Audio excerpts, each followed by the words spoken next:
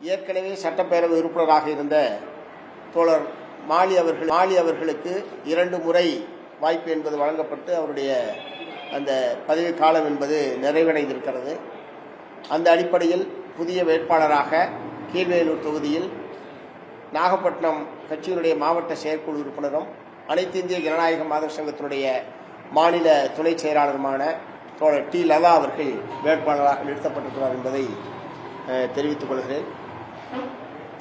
இந்த 5 தொகுதிகளில் மட்டுமல்ல, தமிழ்நாடு முழுவதும் மதச்சார்பற்ற முற்போக்கு கூட்டணியின் சார்பில் பல்வேறு கட்சிகளின் சார்பில் நிறுத்தப்பட்டிருக்கிற அனைத்து வேட்பாளர்களும் நிச்சயமாக வெற்றி பெறுவார்கள் என்கிற நம்பிக்கையை மார்க்சிஸ்ட் கம்யூனிஸ்ட் கட்சியின் சார்பில் நான் தெரிவித்துக் கொள்ள விரும்புகிறேன்.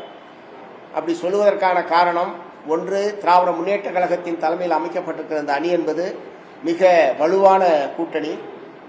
2017ஆம் ஆண்டிலிருந்து இந்த அணி தொடர்ந்தாலும் இப்போது அணியை மேலும் வலுப்படுத்தக்கூடிய வகையில் பல புதிய கட்சிகள் இந்த அணியிலே சேர்க்கப்பட்டிருக்கிறது.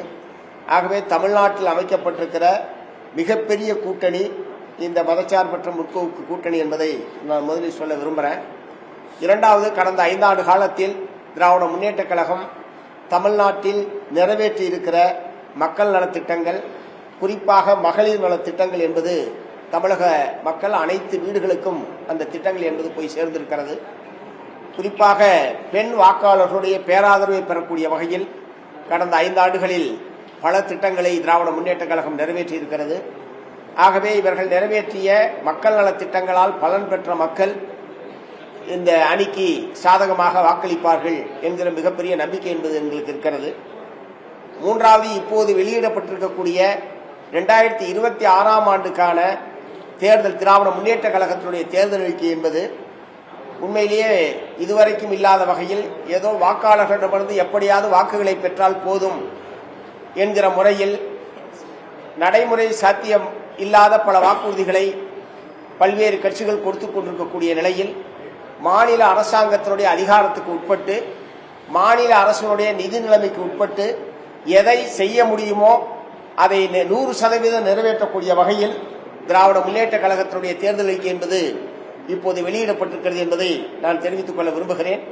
நிச்சயமாக தமிழ்நாட்டில் வேலை வாய்ப்பை உருவாக்கக்கூடிய வகையிலேயும் தொழில் வளர்ச்சியை ஏற்படுத்தக்கூடிய வகையிலேயும் குறிப்பாக பெண்களுக்கான பல புதிய நலத்திட்டங்களை இந்த தேர்தல் அறிக்கையில் அவர்கள் வெளியிட்டிருக்கிறார்கள்.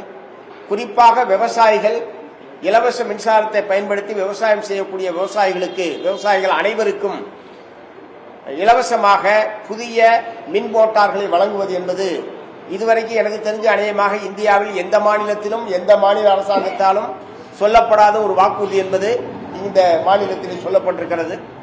ஆகவே அந்த இலவச மின் பல விவசாயிகள் அறுத பழசான மின் மோட்டார்களை வைத்து அதன் விளைவாகவே பல்வேறு விதமான மின் இழப்புகளும் பல்வேறு பாதிப்புகளும் ஏற்படுகிறது. ஆகவே மாநில அரசாங்கம் திராவிட முன்னேற்ற கழகம் மிகுந்த ஆலோசனைக்கு பிறகு அனைத்து மின் இணைப்பு வைத்திருக்கக்கூடிய அனைத்து விவசாயிகளுக்கும் இலவசமாக புதிய மின் மோட்டார்களை வழங்குவது என்பது மிகுந்த வரவேற்கத்தக்க ஒரு வாக்குறுதி என்பதை நான் சொல்ல விரும்புகிறேன்.